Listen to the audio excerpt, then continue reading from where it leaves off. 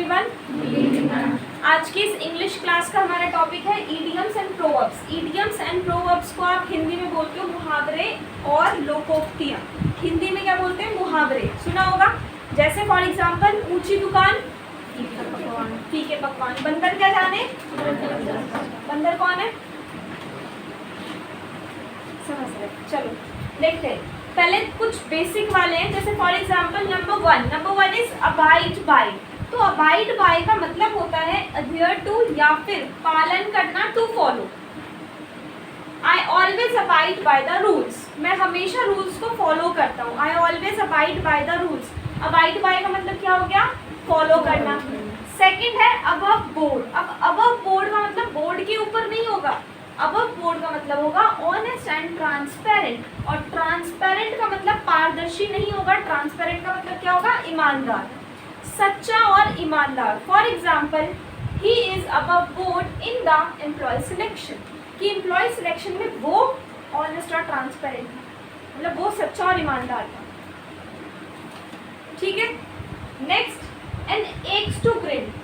N axe to grind का मतलब होता है सेल्फिश। क्या होता है?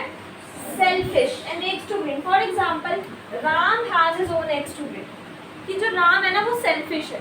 तो एन एक्स टू ग्रिन का मतलब क्या हो गया? एक्स का मतलब क्या होता है? कुल्हाड़ी। ठीक है। Number 4 apple pie order. Apple pie order का मतलब होता है in perfect order. For example everything in this room is in apple pie order. इस रूम में हर चीज एकदम परफेक्ट ऑर्डर में रखी हुई है। ठीक है। एप्पल पाई ऑर्डर मीन्स, साथ साथ बोलते जाओ, थोड़ी सी एनर्जी दिखाओ ताकि याद हो जाए, ताकि बार बार आपको अलग से इसको टाइम ना देना पड़े, क्योंकि बहुत इजी सामने देख के याद होने वाला टॉपिक है। Apple pie order means. Next, eight a loss. Eight a loss का मतलब लॉस में चले जाना नहीं होता। एट अ लॉस का मतलब होता है कंफ्यूज होना, असमंजस में होना कि मैं क्या करूँ। I am at a loss due to having so many things mixed up. कि बहुत सारी चीज़ें मिक्स हो गई तो उसकी वजह से मैं कंफ्यूज हो गया। कंफ्यूज हो गया मतलब I am at a loss. Number 6 में क्या लिखा है? At finger tips. Finger tips का मतलब होता है to be an expert. To be an expert मतलब कि ये तो मुझे मुंह जबानी याद है। मुंह जबानी कुछ याद होना, एक्सपर्ट होना। English grammar rules are at my finger tips. ठीक है। एक और होता है इसकी जगह पर tip of my tongue, on the tip of my tongue. इसका मतलब भी सेम होता है, मुंह जबानी याद होना, एक्सपर्ट होना, सारी चीज याद हो। Number 7 black sheep. तो यहाँ पर ब्लैक शीप का मतलब काली भेड़ नहीं होगा।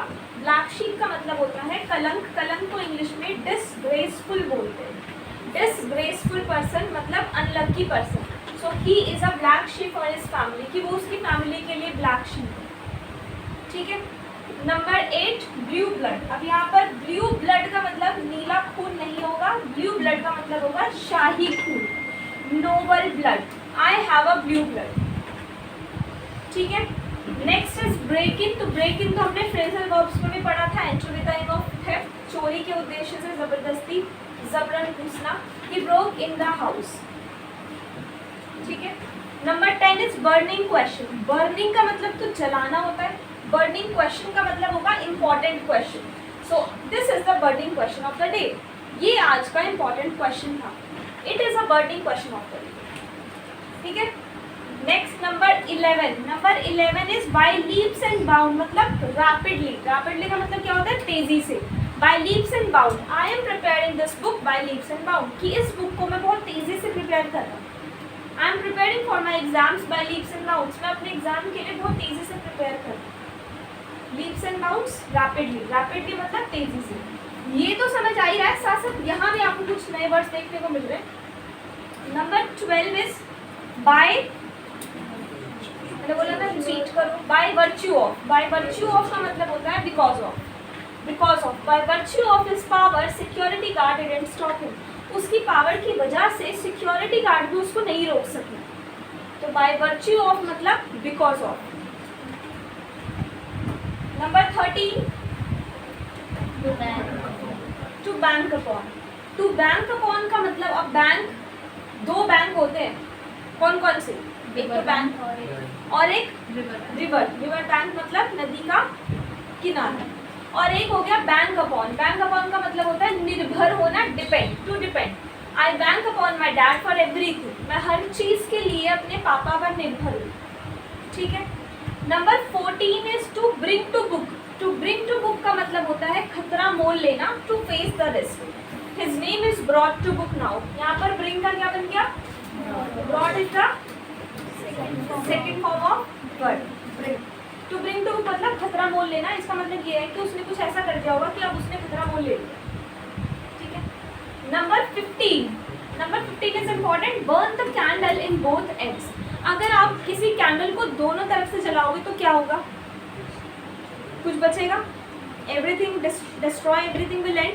तो इसका मतलब होता है टू वेस्ट एवरीथिंग, हर चीज खत्म कर देना। To burn the candle from the both ends. For example, he had lots of money, उसके पास बहुत पैसा था, but he burn the candle in the both ends and now he has nothing. पर उसने सारा वेस्ट कर दिया और आज उसके पास कुछ भी नहीं है। Number 16 is bury the hatchet। bury the hatchet का मतलब होता है टू forget a quarrel, कि किसी झगड़े को, विवाद को खत्म कर देना। I have buried the hatchet। और bury का मतलब क्या होता है? हाँ, yes, गाड़ना। I have buried the hatchet मतलब मैंने झगड़ा खत्म कर दिया। I have buried the hatchet। यहाँ पर bury का सेकेंड फॉर्म bury, y हट के IED लग जाता है। hatchet मीन्स विवाद, मतलब जो कॉन्वर्सेशन थी या जो भी था, क्या बोलते हैं झगड़े को, आप क्वारल भी बोलते हो, क्वारल आपने खत्म कर। ठीक है। Number 17 is capital punishment. Capital punishment मतलब पनिशमेंट ऑफ डेथ, मतलब मृत्यु दंड को इंग्लिश में क्या बोलते हैं? पनिशमेंट ऑफ डेथ, लेकिन एज अ इडियम आप बोलोगे capital punishment. For example, that terrorist has got capital punishment now, कि उस टेररिस्ट को मृत्यु दंड मिलेगा। ठीक है।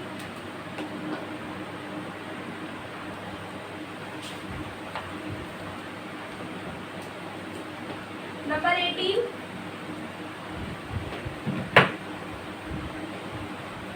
क्लोज शेव। ये भी इंपॉर्टेंट है। क्लोज शेव मतलब बाल बचना। It was a close shave, otherwise I would have died, कि मैं तो बाल बच गया और ना मैं तो आज मर ही जाता, जैसे कुछ एक्सीडेंट हो गया या कुछ ऐसा हो गया। ठीक है। So it was a close shave, otherwise I would have died. Number 19 का मतलब होता है to catch tartar. To catch tartar का मतलब होता है शेर को सवा शेर मिलना। सुना है? शेर को सवा शेर मिलना मतलब to find the better competitor, कि मुझे मुझसे अच्छा कॉम्पिटिटर मिल जाए। Don't think yourself over smart, अपने आप को कभी ओवर स्मार्ट मत समझना। You will also catch a tartar one और सम अदर डे, कि तुम्हें भी जैसे शेर को सवा शेर होता है, ऐसे तुम्हें भी एक ना एक दिन ऐसा कोई मिलेगा। Clear? Number 20 break the ice.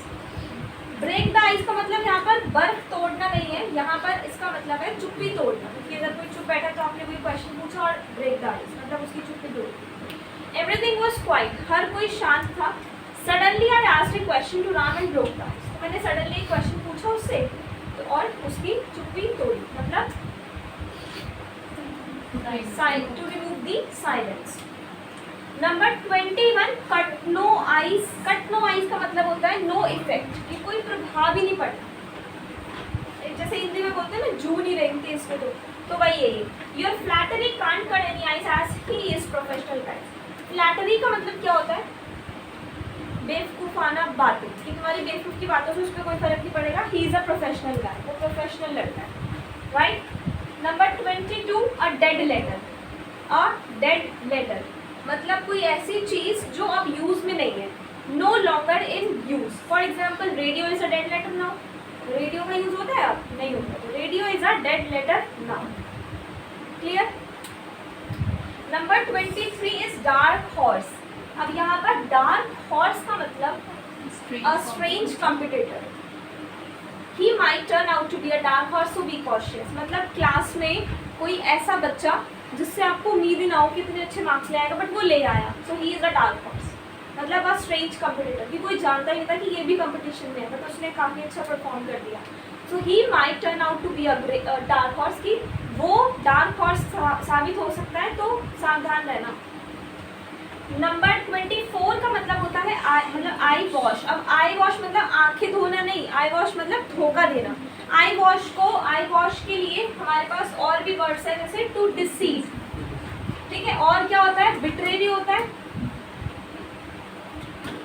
Betray, deceit, I wash, मतलब क्या हो गया, He washed my eyes and just escaped in the guise of an old man, कि उसने मुझे धोखा दिया और मेरी आंखों के सामने से एक बूढ़े आदमी के भेष में निकल गया। तो गाइस का मतलब क्या होता है, भेष, ठीक है। Number 25 by fits and starts. Fits and starts का मतलब होता है इरेगुलरली, अनियमित तरीके से। I am unhappy as the project is being prepared by fits and starts, कि मैं खुश नहीं हूँ क्योंकि जो प्रोजेक्ट है वो इरेगुलर तरीके से पूरा हो रहा है, तो इसके लिए मैं खुश नहीं हूँ। Number 26 fall flat. Fall flat का मतलब होता है कोलैप्स, गिरना, ढहना, टूटना। Share market has suddenly fallen flat, कि जो शेयर मार्केट है वो अचानक से नीचे आ गई, अचानक से गिर गई, fall flat. Number 27 is for good. अब यहाँ पर फॉर गुड मतलब अच्छे के लिए, मीनिंग तो ये निकल रहा है ना, फॉर गुड मतलब अच्छे के लिए, बट द मीनिंग इज हमेशा के लिए।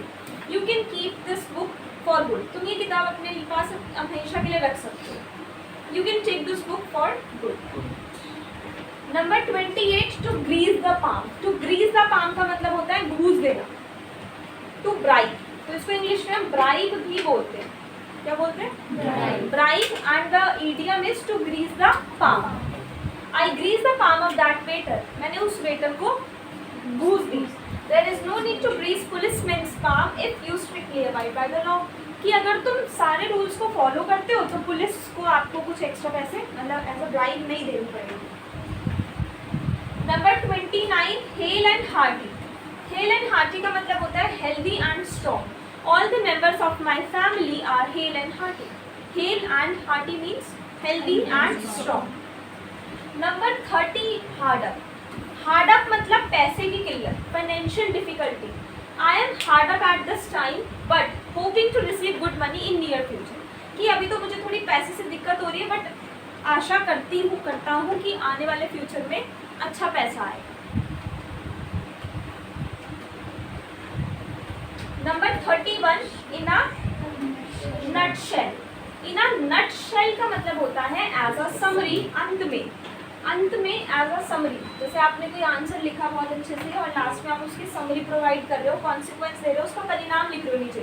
सो इन अ नटशेल मतलब as a summary I would say that the corruption is the root cause of economic slow down in India.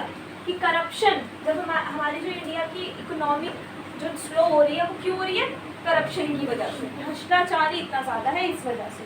तो आपने पूरा पहले पैराग्राफ लिख दिया और लास्ट में लिख दिया this is the root cause of economic slow down in India.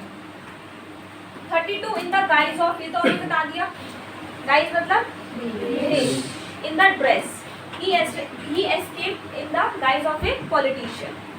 Number 33 in vogue. In vogue मतलब इन फैशन, ट्रेंड में। This kind of shirt is in vogue. और एक होता है वेग, वेग versus Vogue.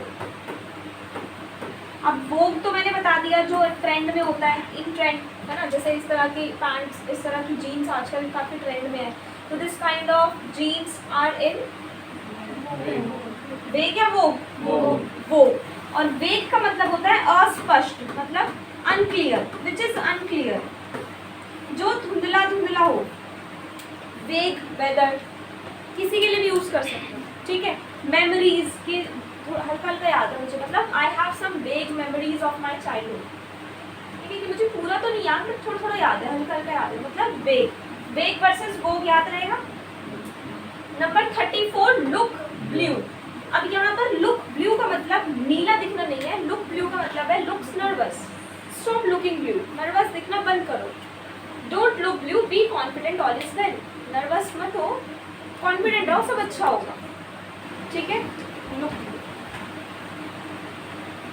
Number 35 lead a cat and dog life. अब यहाँ पर इससे क्या पता चल रहा है, lead a cat and dog life मतलब कुत्ते बिल्ली की जिंदगी जीना, मतलब झगड़ालू जिंदगी। I don't want to lead a cat and dog life, मुझे झगड़ालू जिंदगी नहीं जीनी। लेट बाईगॉन्स बी बाईगॉन्स, ये काफ़ी इंटरेस्टिंग है और काफ़ी मतलब आप खुद के लिए भी यूज़ कर सकते हो। लेट बाईगॉन्स में बाईगॉन्स कि जो हो गया सो हो गया। फॉरगेट द पास्ट, पास्ट भूल जाओ। लेट बाईगॉन्स बी बाईगॉन्स, जो बीत गया सो बीत गया। English, let bygones be bygones. Number 37 is man of street. Man of street का मतलब होता है ऑर्डिनरी पर्सन, आम आदमी। We are man of street so we shouldn't forget our limitations, कि हम लोग आम आदमी हैं तो हमें अपनी सीमा नहीं भूलनी चाहिए, अपनी लिमिटेशन नहीं भूलनी चाहिए। Number 38 man of letters. Man of letters मतलब अ स्कॉलर, विद्वान। Pandit Jawaharlal Nehru was a man of letters, वो विद्वान थे बहुत बड़े। Number 39 make a mountain of mole hill, मतलब राई का पहाड़ बनाना, बात को बड़ा चढ़ाकर बताना, टू एग्जैजरेट। एग्जैजरेट का मतलब होता है खींच के बड़ा चढ़ा के बताना, किसी बात को बढ़ाना। मेक अ माउंटेन ऑफ ए मोल हिल, मोल मतलब छोटा, हिल मतलब छोटी सी चीज का आप इतना बड़ा पहाड़ बना रहे हो। तो whatever you appreciate you actually make a mountain of mole hill, कि जो भी तुम अप्रिशिएट कर रहे हो तुम सच में एक राय का पहाड़ बना रहे हो। ठीक है। नंबर 40 नुक एंड कॉर्नर। नुक एंड कॉर्नर का मतलब होता है ईच कॉर्नर, कोना कोना, चप्पा चप्पा। For example beetle sellers are at every nook and corner these days. Vegetable sellers are at every nook and corner these days. ठीक है। और Chinese food are at every nook and corner these days. काफी relevant है। 41 once for all. Once for all means finally at the end, मतलब इसके लिए भी एक और था ना, कौन सा था? In a nutshell, in a nutshell हो गया, at the end, in a summary, finally, once for all, कुछ भी यूज कर सकते हो। Once for all, I conclude, love is something without which we are incomplete. Number 42 point blank. Point blank का मतलब क्या हो गया? Frankly, कि reply to be point blank, उसने मुझे frankly reply कर दिया। Point blank, frankly, बिना किसी हिचकिचाहट के। A rough diamond, अनपढ़ लेकिन गुणी। A rough डायमंड, अब डायमंड है तो डायमंड ही ना, वो रफ है वाली थोड़ा, बट है तो डायमंड ही। तो अनपढ़ लेकिन गुणी, and illiterate but noble. He is a rough diamond, that's why even if he is illiterate he has reached to this amplitude in business, कि वो एक रफ डायमंड है, मतलब अनपढ़ लेकिन गुणी है, कभी वो पढ़ा लिखा नहीं है पर फिर भी बिजनेस में कहाँ पहुँच गया। Number 44 red tapism. Red tapism का मतलब होता है बहुत सारी अनौपचारिकताएं, मतलब too much official formalities. The problem with government department is too much official formalities, to much red tapism. अगर आप किसी भी गवर्नमेंट डिपार्टमेंट में जाते हो तो आपको लिखा होगा, आपने बहुत सारी ऑफिशियल फॉर्मेलिटीज ये लेके आओ, वो लेके आओ, उसकी जेरॉक्स, इसका जेरॉक्स, फोटोज, ये वो बहुत सारी चीज़ें होती हैं। The problem with government department is too much red tapism. Number 45 to run down. Run down का मतलब होता है वीक इन हेल्थ, मतलब for example today I am running down in my health, मतलब I am feeling like running down, कि आज मुझे ऐसा लग रहा है कि तबीयत थोड़ी ठीक नहीं है।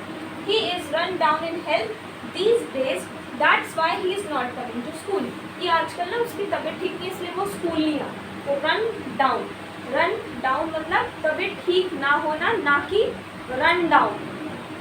इसका दूसरा मीनिंग क्या निकाल सकते हो? रन डाउन मतलब, रन मतलब भागना, डाउन मतलब नीचे, नीचे भागना नहीं, तबीयत ठीक ना होगी। तो यहाँ पर इसके दो मीनिंग हो गए, एक हमारा ईडियम के अकॉर्डिंग तबीयत ठीक। अच्छा, इसके लिए मैंने एक और बताया था, कौन बताएगा? तबीयत ठीक नहीं है, अंडर द वेदर। ठीक है। Number 46 a sharp tongue. अब शार्प टंग का मतलब होता है बिटर टंग। बिटर का मतलब क्या होता है? कड़वा, मतलब कड़वा बोलने वाला। ही स्पीक्स ओनली ट्रूथ, कि वो सच बोलता है, और यही कारण है कि लोग बोलते हैं कि वो ना उसकी शार्प टंग है। So he speaks only truth, that's the reason he is said to be having a sharp tongue. Number 48 a stumbling block. Stumbling block का मतलब होता है रास्ते का कांटा।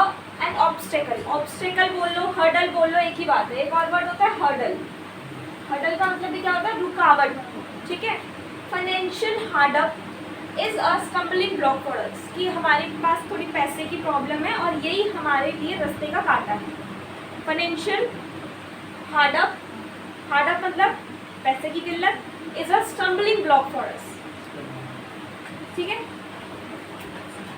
49 सिंक डिफरेंसेस। डिफरेंसेस मतलब मनमुटाव, सिंक कर देना, सिंक मतलब खत्म कर देना। टू फॉरगेट डिफरेंसेस, कि अगर कोई मनमुटाव है तो वो खत्म, I have some differences along that, कि मैंने तो बहुत समय पहले ही सब कुछ खत्म कर दिया था। 50 टू स्प्लिट हेयर्स, आपने सुना होगा बाल की खाल क्यों निकाल रहे हो, तो बाल की खाल निकालना मतलब to split hairs, to go into minute details, ये मिनट नहीं है, ये क्या है, माइन्यूट है। माइन्यूट मतलब बारीकी तक जाना। Don't split hairs of this matter, इस मैटर में इतना ज़्यादा बारीकी तक मत जाओ। टू स्टैंड बाय का मतलब होता है साथ देना, I will always stand by you, B it a happy time और अ ग्रीफ। अब यहाँ पर ग्रीफ का मतलब क्या होता है, दुख होता है, ठीक है, कि हमेशा मैं आपके साथ हूँ, चाहे अच्छा समय हो चाहे बुरा समय। अच्छा 52, नंबर 52 क्या कह रहा है, 52 कह रहा है अ वाइट लाई। वाइट लाई मतलब सफेद झूठ, लेकिन यहाँ पर सफेद झूठ वो नहीं होता जो हम लोग यूज करते कि ये तो सफेद झूठ बोल रहे थे, मेरे को पता चल गया, वो नहीं। वाइट लाई मतलब ऐसा झूठ जिससे किसी को नुकसान ना हो, ऐसा झूठ जो किसी को नुकसान ना पहुंचाए। Sometimes in life you have to tell a white lie, right? To win laurels, to win laurels का मतलब होता है to win fame, fame मतलब फेमस हो जाना, नाम कमा लेना। Rahul has won laurels due to this social welfare organization, कि उसने कुछ social welfare organization स्टार्ट किया और उसकी वजह से वो काफ़ी उसने फेम कमा लिया, ठीक है, नेम फेम सुना है। 54 क्या बोल रहा है, to wind up, wind up मतलब खत्म कर देना, वाइंड अप करो मतलब खत्म करो, to bring to an end पे आ जाओ। I am going to wind up the discussion now, कि ये डिस्कशन मैं खत्म कर दी हूँ अब।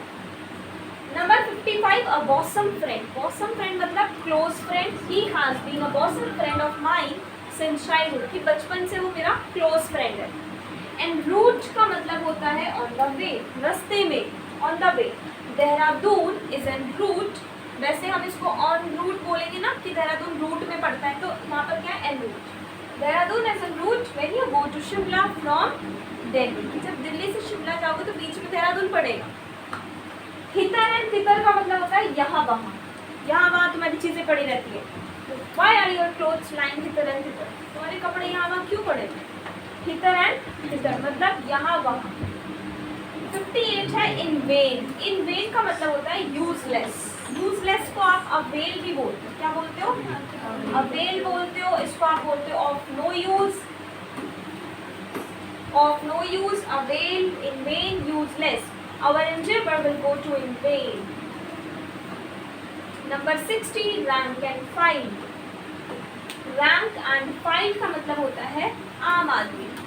Luxury is mostly not for rank and file people, कि luxury मतलब luxury चीज़ें जो है वो यूजुअली आम आदमी के लिए नहीं होती। Look down upon, तो मैंने आपको उसमें बताया था फ्रेजल वर्ब्स में, नीचा देखना, किसी से हेट करना।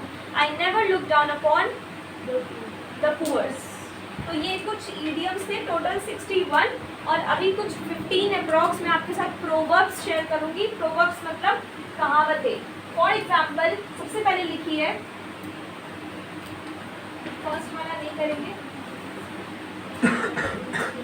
Number 3 is important, a diamond cuts a diamond, मतलब लोहा लोहे को काटता है, लेकिन इंग्लिश में ना तो लोहे की इंग्लिश है, कट की तो है, कट्स अ डायमंड, बट लोहे की जगह यहाँ पर क्या है, डायमंड है, तो इसीलिए इसको कहावतें बोला जाता है, प्रोवर्ब्स।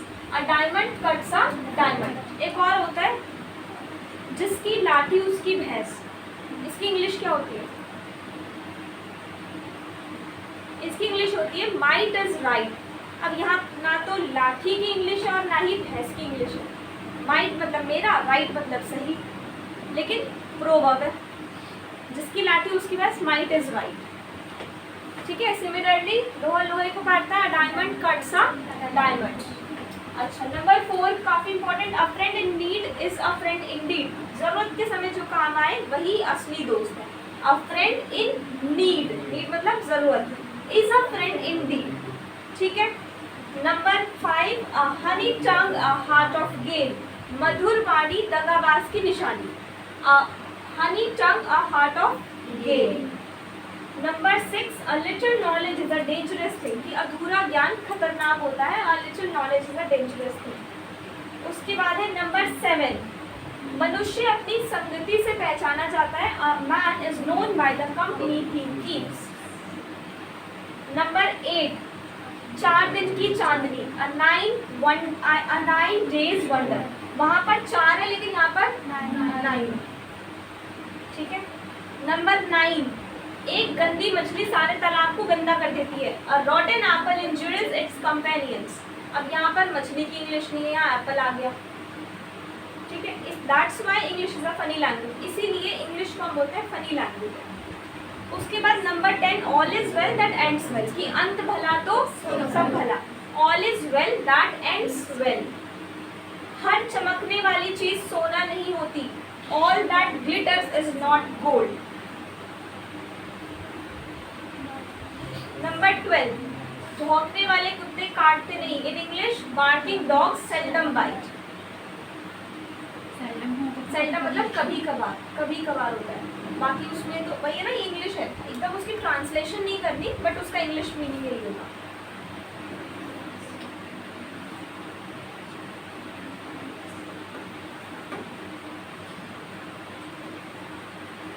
उसके बाद ये वाला इंपॉर्टेंट है 16, between 2 stools we came to the ground, मतलब धोबी का कुत्ता ना घर का ना घाट का, between 2 stools we came to the ground.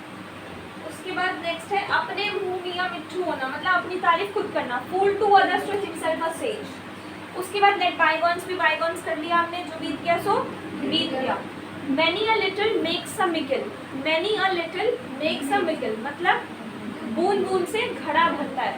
अब यहाँ पर घड़े की इंग्लिश भी नहीं है और बूंद बूंद की इंग्लिश भी नहीं है, बट ये है कि many a little makes a mickle. Tit for tat, word for word, measure for measure, all are same. Word for word, measure for measure and tit for tat, मतलब जैसे को जैसा। उसके बाद 21 अभी हमने किया, to make a mountain of a molehill, और उसके बाद है ये again 22, too much courtesy, too much craft, again मधुरवाणी। उसके बाद है लास्ट, जितनी लंबी चादर हो उतने पैर पसारने चाहिए, limit your spendings to your earnings, मतलब अपने खर्चों को अपने अर्निंग के हिसाब से लिमिट करो, जितना अर्न कर रहे हो उसके हिसाब से खर्च करो, limit your spendings to your earnings, ठीक है। आज की क्लास में इतना ही, थैंक यू।